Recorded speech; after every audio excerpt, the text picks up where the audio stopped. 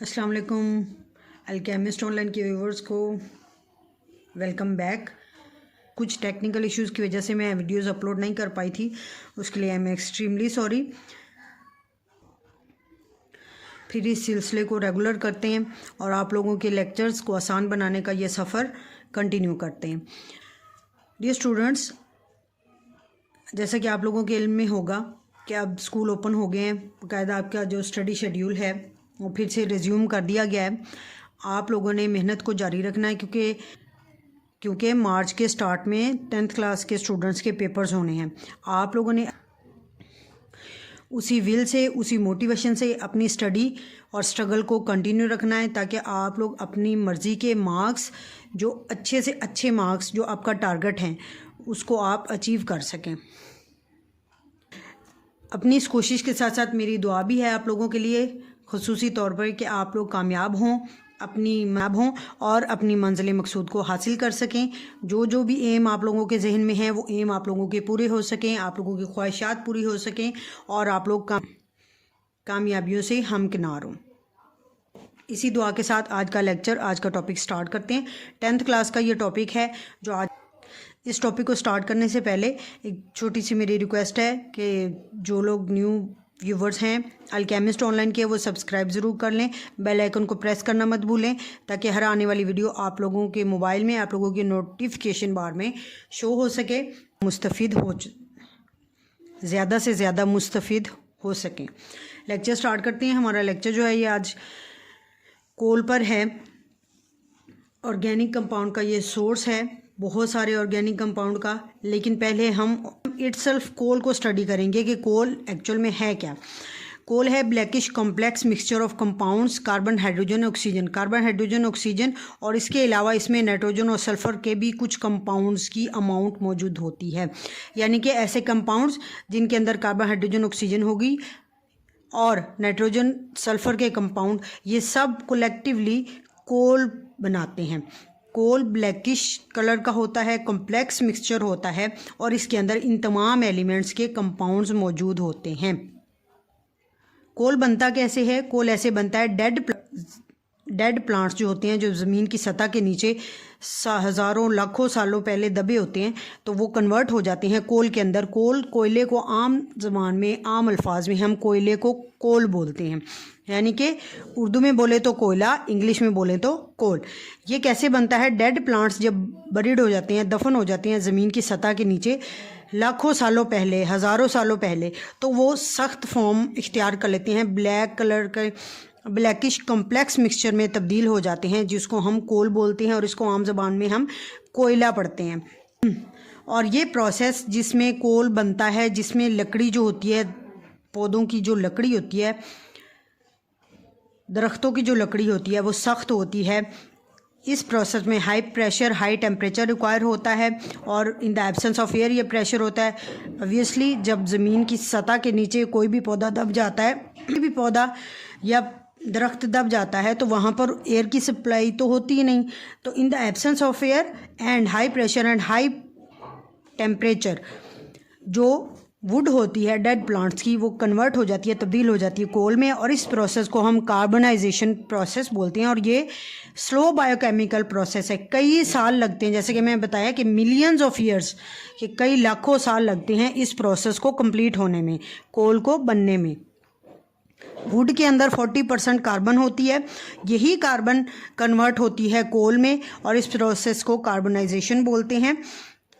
Carbonization के extent पर कोल की फर्दर 4 टाइप्स हैं। 4 किस्म का कोयला है जो पाया जाता है, इस्तेमाल करते हैं, उसका मुख्तलिफ यूजेस हैं जो हम आगे पढ़ेंगे। लेकिन पहले ये जान लें कि कार्बनाइजेशन का एक्सटेंट, यानी किस हद तक कार्बनाइजेशन हुई है,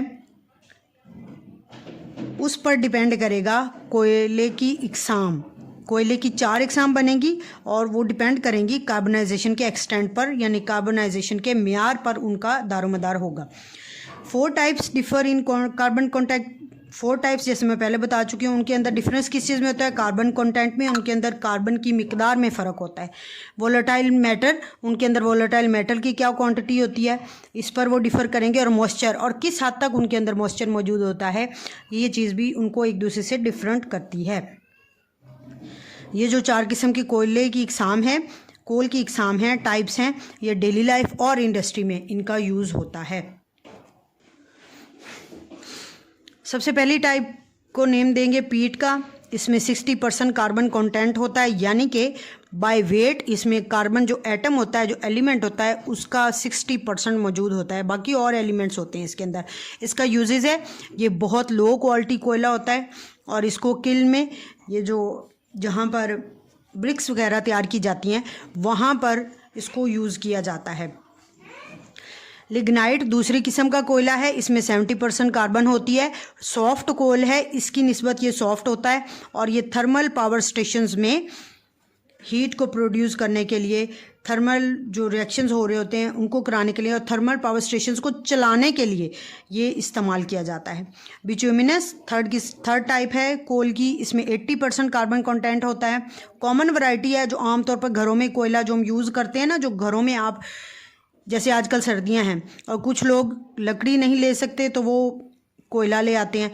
कोयला ले लिया, जितना भी अमाउंट वो लेकर आएँ, उसको फिर वो जलाकर जब वो जलता है तो काफ़ी देर तक उसकी हीट रहती है।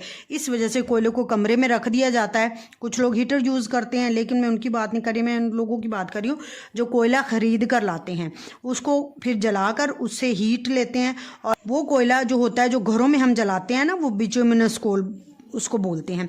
इसमें 80% कार्बन कंटेंट होता है। जो 4th टाइप है वो एंथ्रासाइट है, इसमें 90% कार्बन कंटेंट होता है। ये सुपीरियर क्वालिटी यानी कि बहुत अच्छी किस्म का, अला किस्म का कोयला है और ये इस्तेमाल होता है इंडस्ट्री में इसका यूज़ है और ये ज़्यादा एक्सपेंसिव भी होता है। इस तरह से ऊपर से नीचे आते जाएंगे तो पहले पीट, लिग्नाइट, बिटुमिनस, एंथ्रासाइट, और इस तरह याद कर लें कि 10% का डिफरेंस है। 60 से स्टार्ट कर लें, यहाँ पर 10% का डिफरेंस है। इसी तरह सबसे अच्छा कोयला एंथ्रासाइट है जो इंडस्ट्री में यूज़ होता है। और ऊपर से नीचे आते जाएंगे तो जो कोयले की लो इकसाम है वो हाई क्वालिटी इकसाम में तब्दील होती जाती हैं। इस तरह से ये चारों किस्में होंगी कोयले की, जो हम मुख्तलिफ़ तरह से इसको घरों में और इंडस्ट्री में यूज़ करते हैं। कोयले से बहुत सारे ऑर्गेनिक कंपाउंड मिल सकते हैं, यानी कि मेजर सोर्स है ऑर्गेनिक कंपाउंड्स का। डिस्ट्रक्टिव डिस्टिलेशन के ज़रिए हम एक कोयला होता है उससे कई तरह के ऑर्गेनिक कंपाउंड्स हासिल कर सकते हैं। और हासिल करने के लिए हम कोयले की करते हैं डिस्ट्रक्टिव डिस्टिलेशन। अब ये समझते जाएं ये क्या है। बहुत ज़्यादा हीट पर, बहुत ज़्यादा दर्जा हरारत पर, बहुत ज़्यादा टेम्परेचर पर जब आप कोल को गर्म करते हैं तो उससे मुख्तलिफ़ किस्म के ऑर्गेनिक कंपाउंड हासिल होते हैं और ये process destructive distillation of coal कहलाता है।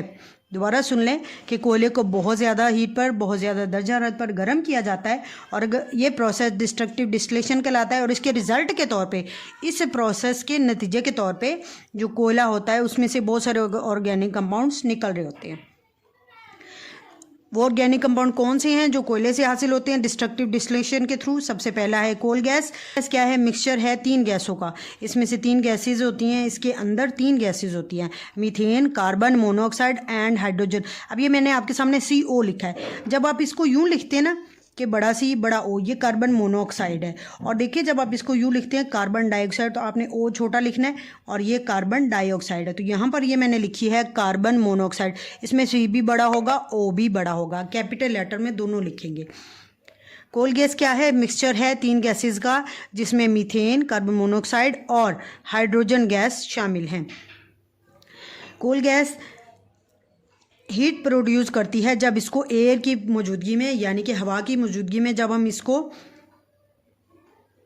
गर्म करते हैं तो ये हीट पैदा करती है। और इससे क्या होता है, इसीलिए इसी प्रॉपर्टी को यूज़ करते हुए इसको इंडस्ट्री में फ्यूल के तौर पे बड़ी बड़ी मशीनरी को रन करने के लिए इस्तेमाल किया जाता है। इसके अलावा ये रिड्यूसिंग और इनर्ट एटमॉस्फेयर देती है मेटलर्जिकल प्रोसेस में। ये कौन सा प्रोसेस है? ये वो प्रोसेस है, वो तरीकाकार है जिसके तहत हम ज़मीन से या कहीं से भी कोई भी मेटल हासिल करते हैं ना, प्योर फॉर्म में हम मेटल को हासिल करते हैं। देखें, ज़मीन की तह में बहुत सारी मादनियात मौजूद हैं, जिसमें कॉपर, जिंक, यहाँ तक कि कुछ ममालिक में सोना चांदी भी धातें ज़मीन से हासिल की जा रही हैं, समंदरों से हासिल की जा रही हैं। अब इन मेटल को हासिल करने का एक तरीका होता है, एक प्रोसीजर होता है जिसको फॉलो करना पड़ता है।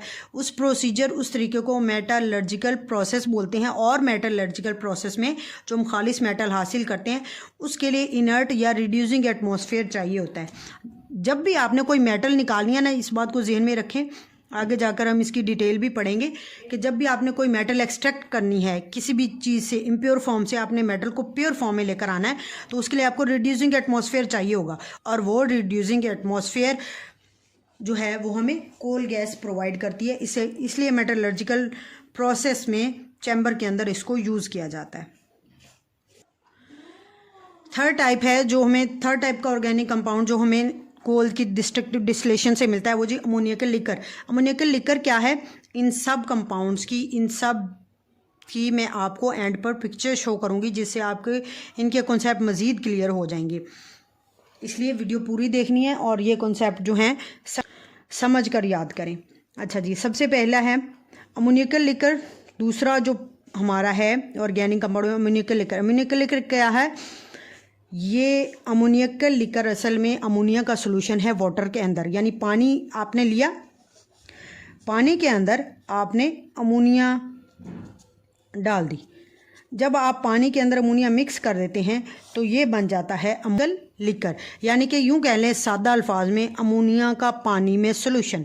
थोड़ी सी अमोनिया डालें या ज़्यादा डालें, पानी ज़्यादा होगा तो आपने उसके अंदर अमोनिया मिक्स की और वो क्या बन गया? अमोनियकल लिकर। अमोनियकल लिकर कहाँ पर इस्तेमाल किया जाता है? नाइट्रोजनस फर्टिलाइज़र्स बनाने में इस्तेमाल किया जाता है। यानी ऐसी फर्टिलाइज़र जिनके अंदर नाइट्रोजन कंपोनेंट जो होता है वो ज़रूरी होता है, उसकी मौजूदगी ज़रूरी होती है। उसको तैयार करने के लिए अमोनियकल लिकर एज ए सॉल्वेंट आप कह लें कि इस्तेमाल किया जाता है। फॉर एग्जांपल वो कहते हैं कि जब सल्फ्यूरिक एसिड को आप रिएक्ट करते हैं अमोनियकल लिकर की मौजूदगी में, तो ये अमोनियम सल्फेट एक बहुत अच्छी खाद है, ये तैयार करता है। और ये अमोनियम सल्फेट जो है पौधों को बहुत अच्छी क्वांटिटी में नाइट्रोजन प्रोवाइड करती है और इससे उनकी ग्रोथ रेट बहुत बढ़ जाता है। कोल तार जो होती है ये ब्लैकिश लिक्विड होता है, थिक लिक्विड होता है, थिक ब्लैक लिक्विड है। और इसका मिक्सचर ये कह लें कि तकरीबन 200 ऑर्गेनिक या उससे ज़्यादा ऑर्गेनिक कंपाउंड का मिक्सचर है। लेकिन इसमें जो ज़्यादातर ऑर्गेनिक कंपाउंड होंगे वो एरोमेटिक होंगे। यानी 200 या उससे ज़्यादा ऑर्गेनिक कंपाउंड का जो मिक्सचर है, जो ज़्यादातर एरोमेटिक नेचर के होते हैं, वो ब्लैकिश लिक्विड होता है और इसको हम कोलतार बोलते हैं। इसके अंदर जो ऑर्गेनिक कंपाउंड होते हैं उनमें बेंजीन, टोलिन, फिनॉल, एनिलिल वगैरह हैं। ये कंपाउंड और चीज़ें बनाने के लिए, सिंथेसाइज करने के लिए इस्तेमाल होते हैं। क्योंकि कोलतार के अंदर 200 ऑर्गेनिक कंपाउंड है तो वो कहता है कि इन ऑर्गेनिक कंपाउंड से हम और ऑर्गेनिक कंपाउंड भी तैयार कर सकते हैं। For example drugs, dyes, paints, explosive, pesticides, ये वो सारे कंपाउंड्स हैं जो हम इनको इस्तेमाल करते हुए बना सकते हैं। पिच क्या है? पिच ब्लैक रेजिड्यू है। कोल तार से जब आप सारे ऑर्गेनिक कंपाउंड हासिल कर लेते हैं ना, तो पीछे जो एक रेजिड्यू बच जाता है, कह लें कि एक बेकार मादा बच जाता है, जिसको हम पिच बोलते हैं। और ये वो पिच है जब आप देखते हैं जब रोड्स बन रहे होते हैं ना या छतें बन रही होती है तो उनकी सतह को हमवार करने के लिए ऊपर ब्लैकिश लिक्विड डाला जा रहा होता है और बहुत ये गर्म होता है। जब ये ठंडा हो जाता है तो बिल्कुल सख्त हो जाता है, इसलिए इसको गर्म हालत में ही रोड्स के ऊपर डाला जाता है और उससे रोड्स की जो सरफेस होती है वो स्मूथ हो जाती है, बिल्कुल प्लेन सरफेस हो जाती है। ये पिच लिक्विड। यहाँ पर कोक है, कोक 98% कार्बन है। किस्म का जो ऑर्गेनिक कंपाउंड जो हमें कोल से हासिल होता है वो है कोक। इसमें 98% कार्बन होता है, यानी कि ज़्यादातर कार्बन कोक के अंदर मौजूद होता है। अब ये कोक ये सख्त होता है, इसकी शक्ल आप देखें ना तो ये बिल्कुल आपको कोयले की तरह, कोल की तरह ही नज़र आएगी, लेकिन ये पोरस होता है, इसके अंदर सुराख होते हैं। जो कोयला होता है उसके अंदर सुराख नहीं होते और कोयला जलने का काम देता है, ये नहीं देता। कोल जो होता है, कोल को कह रहा है कि जब आप डिस्ट्रक्टिव डिस्टिलेशन करते हैं तो उसमें से सारे वोलेटाइल कंपाउंड निकल जाते हैं, ऐसे कंपाउंड जो भाप बनकर, गैस बनकर उड़ जाते हैं। उसके बाद इसके अंदर जो सॉलिड रेजिड्यू बच जाता है ना, जो ठोस चीज़ जो पीछे बच जाती है, उसको कोक बोला जाता है। यानी कि कोल को जब आप बहुत ज़्यादा टेम्परेचर पर हीट करते हैं तो उसमें से उसके सारे वोलेटाइल कंपाउंड रिमूव हो जाएंगे और पीछे जो बच जाने वाली चीज़ है उसको कोक बोला जाता है और इसके अंदर 98% कार्बन मौजूद होती है। ये रिड्यूसिंग एजेंट में मेटल के एक्सट्रैक्शन में यूज़ होता है। जैसे मैंने आपको पहले बताया कि जब भी कोई मेटल एक्सट्रैक्ट की जाती है उसको रिड्यूस करके प्योर फॉर्म में लाया जाता है और वहाँ पर भी कोक यूज़ होता है और इसके अलावा इसको फ्यूल के तौर पे भी यूज़ किया जाता है, यानी इसको फ्यूल की प्रॉपर्टीज़ भी हैं इसकी। लेकिन ये याद रखना है कोल और कोक में जो मेजर फ़र्क है वो ये होता है कि जो कोल होता है वो बिल्कुल उसकी जो सरफेस होती है पोरस नहीं होती, लेकिन जो कोक होता है इसकी सरफेस पोरस होती है, इसमें सुराख नज़र आते हैं, इसमें कार्बन कंटेंट ऑल्दो ज़्यादा होता है, लेकिन जो हमें डोमेस्टिक यूज़ या हीट के पर्पज़ के लिए जो हम यूज़ करते हैं वो ज़्यादा जो डोमेस्टिक यूज़ है वो हम कोल का देखेंगे। आप कोक को बहुत कम लेवल पर बहुत कम दर्जे में इसका यूज़ होता है, इसलिए इसको इतना डिस्कस नहीं किया जाता है। ज़्यादा जो यूज़ है, जो ज़्यादा प्रॉपर्टीज़ हैं बेनिफिशियल हमारे लिए वो कोल की होती हैं। लेकिन याद रखना है कोक बनता कोल से ही है, कोल की जो बची हुई रेजिडुअल फॉर्म है उसको हम कोक बोलते हैं। अब इसकी मैं आपको पिक्चर शो कर रही हूँ सब की एक साथ ही, ताकि इनके कॉन्सेप्ट आप लोगों को क्लियर हो जाए और कोई भी चीज़ का इब्हाम, ताकि इन सब चीज़ों का कॉन्सेप्ट आपके जहन में बैठ जाए। और आप लोगों ने इस पूरे लेक्चर को सुनने के बाद इन तस्वीरों को ज़रूर देख लेना है, ताकि जो एक हमारे माइंड में एक पिक्चर क्रिएट हो रही होती है ना, कि जब हम पढ़ रहे होते हैं तो हमारे जहन में ख्याल आ रहा होता है कि ये चीज़ कैसी होगी, जब हम उनको देखते हैं तो हमें वो चीज़ और क्लैरिफाई हो जाती है। इसीलिए पिक्चर को देख लें और इसको पूरे टॉपिक को समझने के बाद इन पिक्चर्स को देखेंगे जब आप, तो आपके जहन में ये पूरा टॉपिक इंशाल्लाह बैठ जाएगा और आपको ये पेपर तक यूँ ही याद रहेगा। और अपना ख्याल रखना है, हमेशा अपने प्यारों का ख्याल रखना है। फिर से मैं कह रही हूँ कि न्यू व्यूवर्स जो हैं वो अल्केमिस्ट चैनल को सब्सक्राइब करके जाया करें और वीडियो को लाइक करना मत भूला करें। लाइक नहीं करते आप लोग, लाइक किया करें, कमेंट किया करें, ये बहुत बड़ी अप्रिसिएशन होती है मेरे लिए आप लोगों की तरफ से। अल्लाह आप लोगों का हामिया नासिर हो। Thank you so much. अल्लाह हाफिज़।